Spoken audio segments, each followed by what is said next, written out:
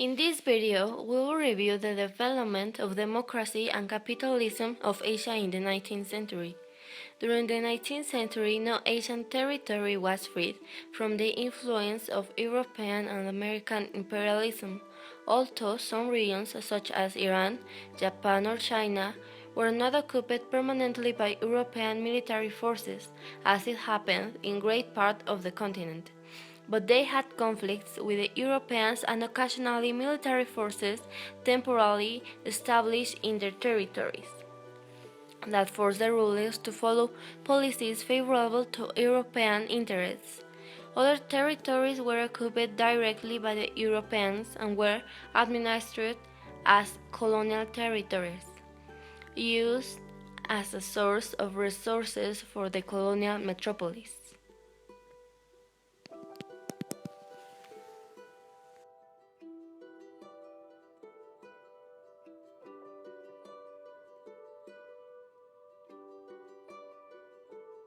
Three facts of historical processes significant for the development of democracy and capitalism.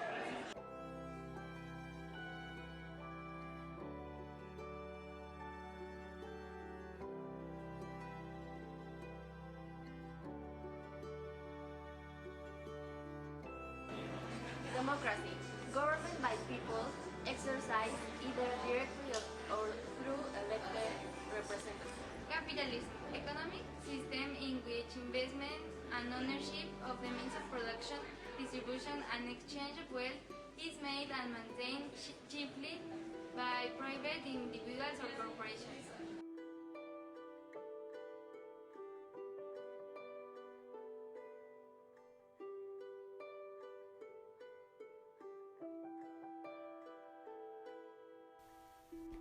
Japan began the century like any other.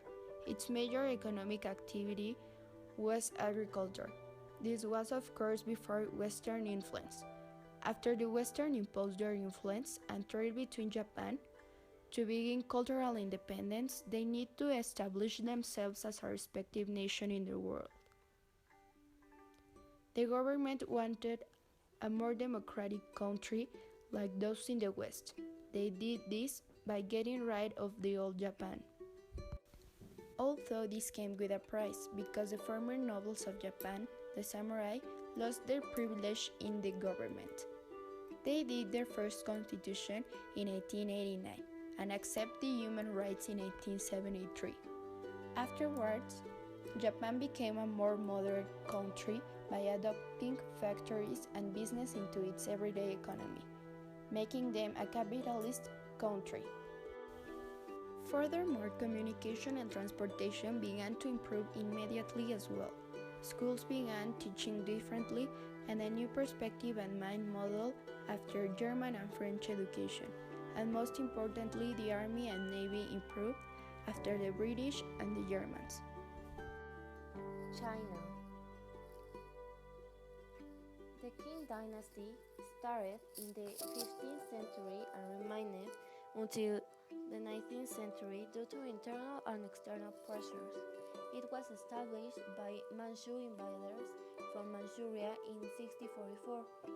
They expanded control over neighbor lands, creating the largest Chinese empire in the history. They limited contact with foreign cultures to keep Chinese culture free of Western influences. In 1929, China started an open trade with Great Britain until 1838.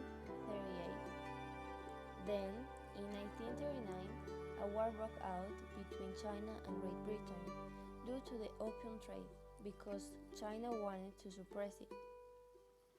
The British defeated the Chinese. Then, in 1842, both countries signed the Treaty of Nanjing. This treaty allowed Britain to trade at 5 Chinese ports. After that, some reforms of the Qing dynasty started, known as the Late Qing Reforms. The aims of these reforms were to restore the Manchu rule in the country, modernize China, and to look after China's self-interest. The fall of the Qing dynasty started in 18 1894 when China was defeated in the Sino-Japanese War.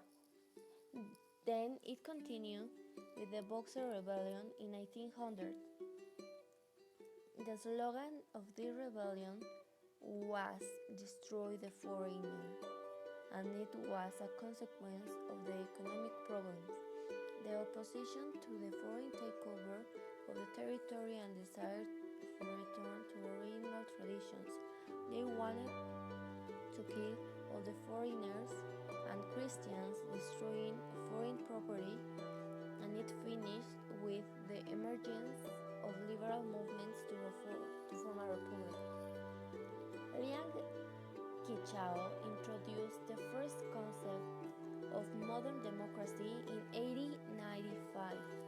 He participated in Beijing protests for increasing popular participation during the late Qing dynasty.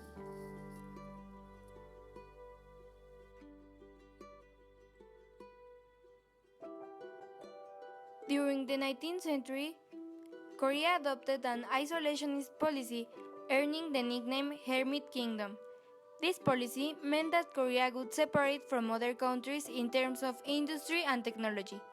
Basically, in 1880s, Go Jong tried to use Eastern ethics and Western technology, but this method was disapproved by conservatives, especially Confucianists. Confucianism is a very conservative religion and make a radical change difficult. So Korea fell under Japanese domination and it became a protectorate. Then in 1894, the Donghang Rebellion, which was an armed rebellion in Korea led by followers of the Donghang religion, prompts the first Sino-Japanese war against China and gave war reforms.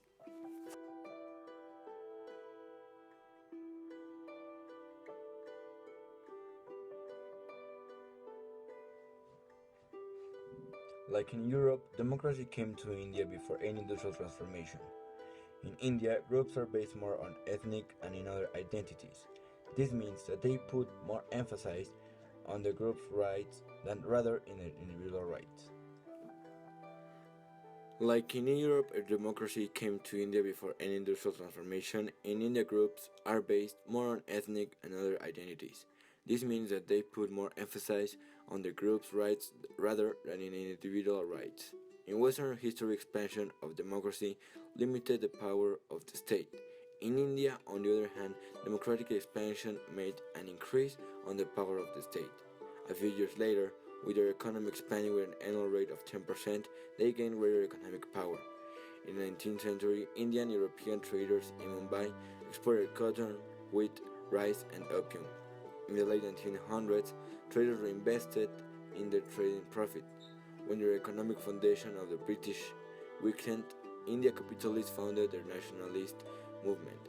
They became independent in 1947, which reduced the foreign trade and economic market.